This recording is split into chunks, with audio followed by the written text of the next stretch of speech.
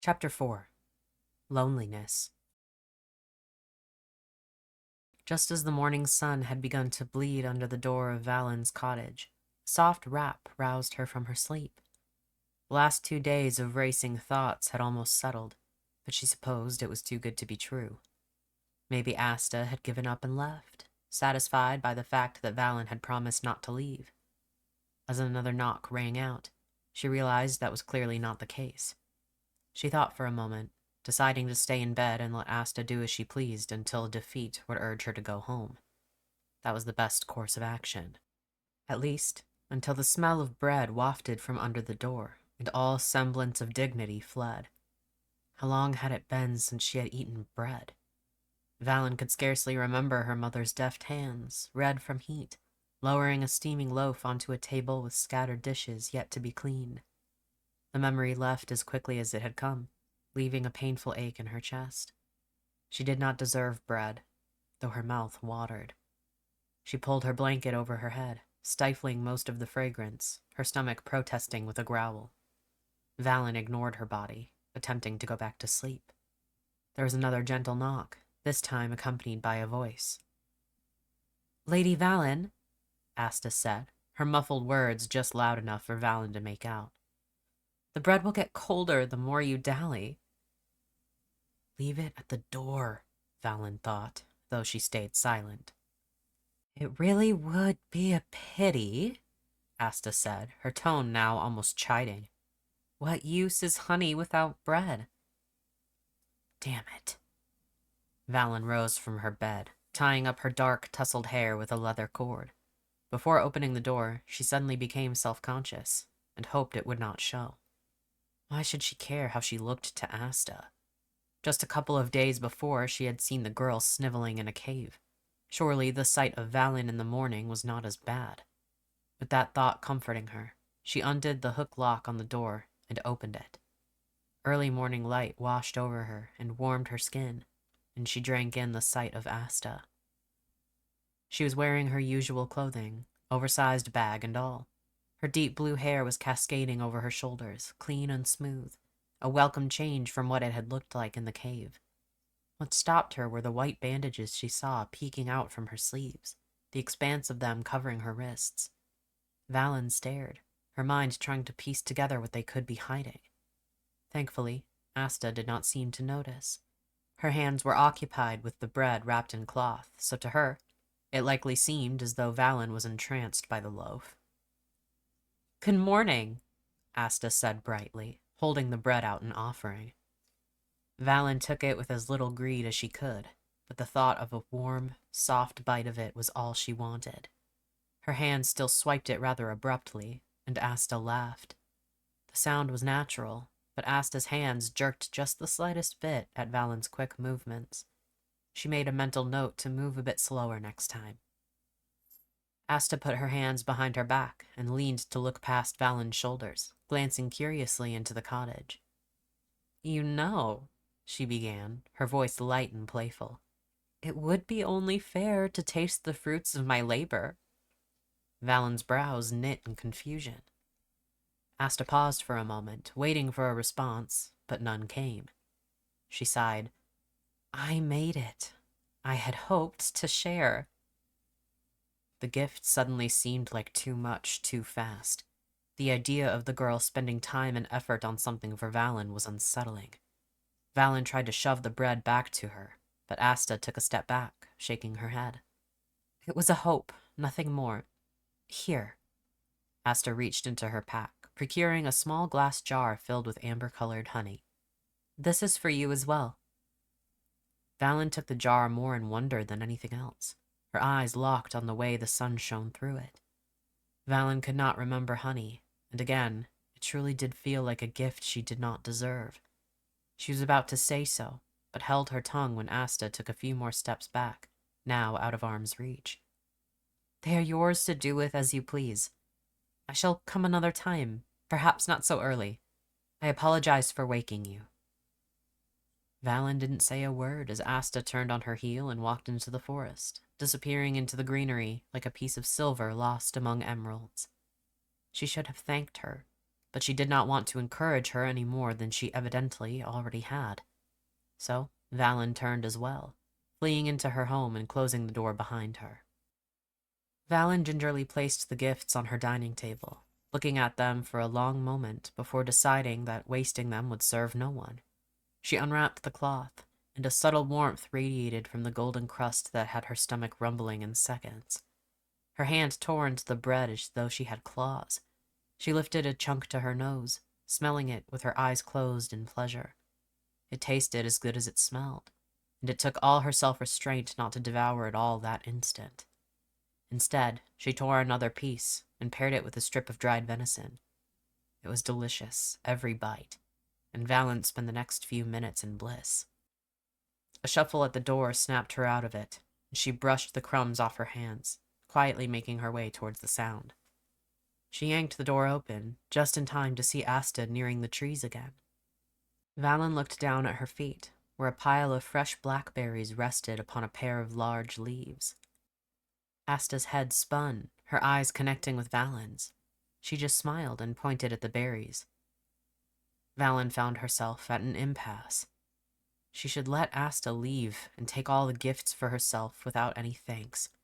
Her attitude needed to be stern and cold, but enough to keep Asta coming back. She knew these things, but her own words betrayed her. "Wait," Valyn called. Asta's face turned from a smile to shock as she pointed to herself, questioning. Valyn nodded.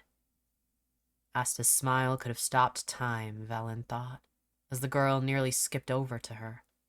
Though she hadn't wanted to entertain the idea too much before, Valyn let herself indulge as Asta came closer. She really was beautiful. Before she knew it, Asta was sitting at Valyn's dining table, hands in her lap and her eyes everywhere else. She drank in the sights of the small space. The fireplace upon the wall, one bed shoved into a corner, a wooden chest for storage, and a beat-up cabinet to hold whatever Valyn needed it to. Really, it was just one room with no windows, and enough belongings for one very frugal person. If it was not to her liking, Asta did not say. Instead, she took one look at the loaf of bread with chunks torn off and tisked. "I know you own at least one knife," Asta prodded. "Allow me." Valyn retrieved a dull knife that would get the job done and set 2 chipped plates in front of Asta, watching as she cut 2 thick slices.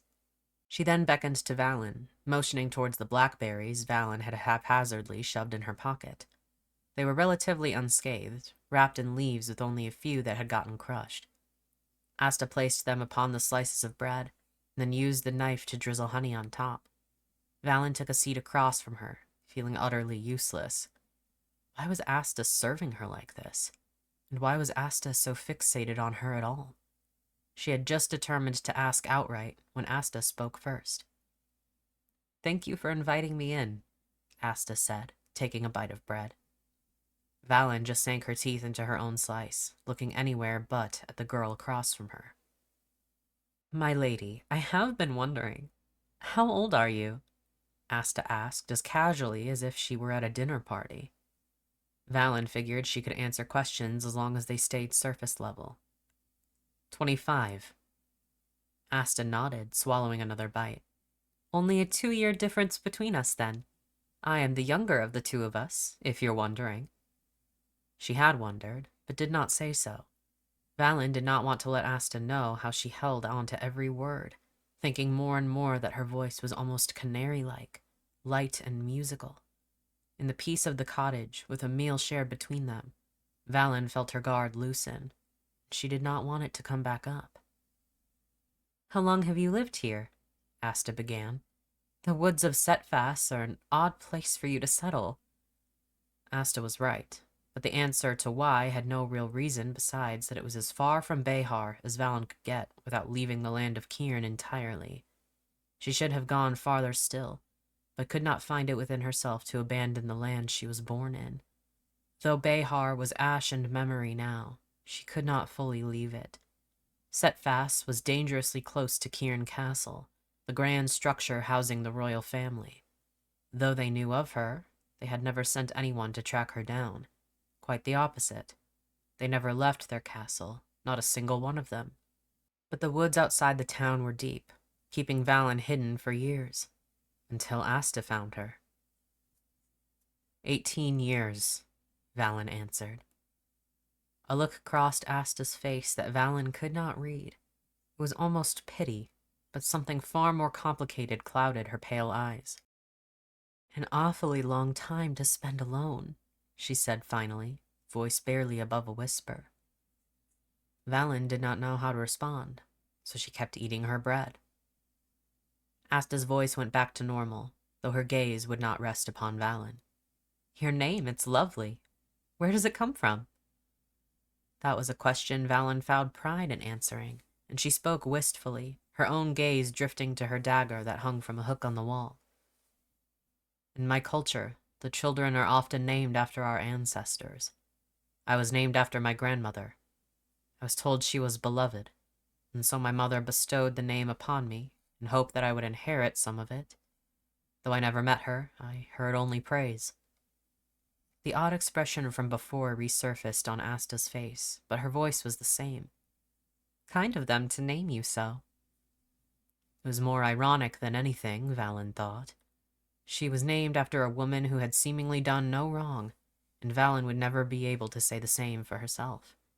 She did not like to think too hard about it, so she tried to change the focus by asking, What about yours? Asta waved a hand dismissively, her smile light.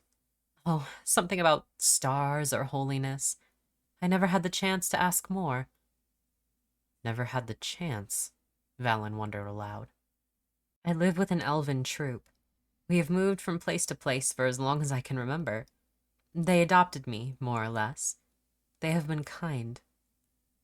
Valyn did not pry about the absence of Asta's parents, for it was a raw enough wound in her own life. She looked at the dagger once more, a faint memory of rough hands slipping from her own frail, child's hands, fleeing her mind as fast as it had come. We came to Setfast not long ago. We stay on the outskirts, trade with the human locals when needed, and I suspect we'll move on once the elders get bored. Valyn had not considered the idea that Asta would be the one to leave. The thought tasted bitter in her mouth, despite the sweet berries and honey that coated her tongue. Asta noticed Valyn's gaze and changed the subject. That dagger, I have seen it on you before. Did you make it? No, she said quietly, nostalgia getting the better of her. My father. If she wanted to press, Asta did not make it known. She just said, A useful gift. Does it have a name? Reyna, after my mother, Valyn said, as the memory of screams and fire flooded her mind, and she tore her eyes away from the weapon. She tried to calm herself, banish the thoughts, but the magic would not let her. They giggled madly in her ears, a sound only she could hear. Are you all right? Asta's voice felt far away, but it was enough to ground her. Asta was not within her burned memories. She was clean of tragedy, a lifeline pulling her from the darkness. Though the voices of the magic faded, they still remained in the back of her mind, quietly laughing. Can we speak of something else? Valyn asked, hoping Asta would drown out the voices quickly. Of course, she replied softly. May I ask you something? Valyn nodded. Is it true what they say, that you have magic? The voices rose like thunder to Valyn's ears, booming hisses and gargling chuckles. Nothing but a bird, they said. She is made of feathers and thin bones, and oh, how we wish to snap them. She would be so lovely in red, a blood moon. Valyn tried to ignore them, but they had not been so loud and so long, so clear and so tempting. She was afraid, she realized. In the blur of her madness, a shaking hand rested on Valyn's shoulder, stopping the stinging of fingernails that had begun to bite into her palms, drawing blood. The touch killed the magic rising in Valyn's chest, leaving her gasping for breath. Asta was standing beside her, face pale as she looked at Valyn. They stared at each other for a long time, and Valyn's shaking slowly settled, though Asta's hands did not still. After a while, Asta's soft voice broke the silence. I should go. Valyn did not want her to. She wanted to feel Asta's hand on her shoulder longer, get lost in her face for hours, feel her hair and her fingers. Valyn had not known just how lonely she had been, and the desperation was more than she could stand. She thought about begging, but Asta's hand lifted, and her feet carried her to the door. The girl's face was blank as she turned to Valyn, stopping in the doorway. I will be back in 2 days. Take care of yourself in the meantime, Lady Valyn. Please, Valyn rasped. I cannot be alone. Asta shook her head sadly. I know. And yet, she left.